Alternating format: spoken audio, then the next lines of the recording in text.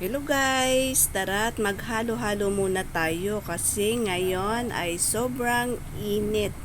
Kaya guys, nung nag nag namasyal kami ng gabi, tapos maraming street foods. Ang nagustuhan lang namin is kumain ng halo-halo. Yan guys, yung special na halo-halo.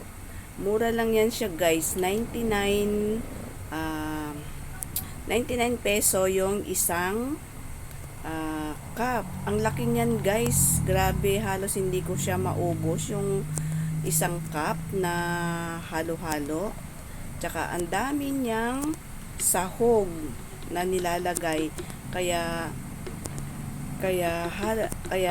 halos hindi mo na siya maubos guys na kainin yung isang cup ng halo-halo. O, 'di ba? Mura siya, guys, kasi napakarami talaga niyang sahog. Tsaka meron pa yan siya, guys, ice cream. Kaya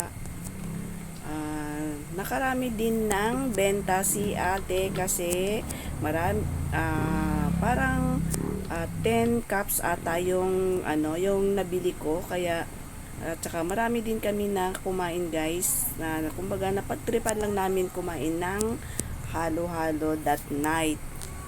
Yan, thank you for watching guys. Kaya tara na at maghalo-halo tayo dito sa Bye Bye Roas City. Thank you for watching guys.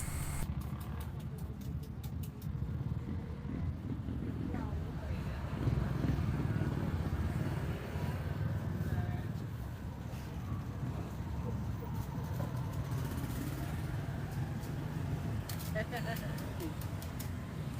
ko gumawa ng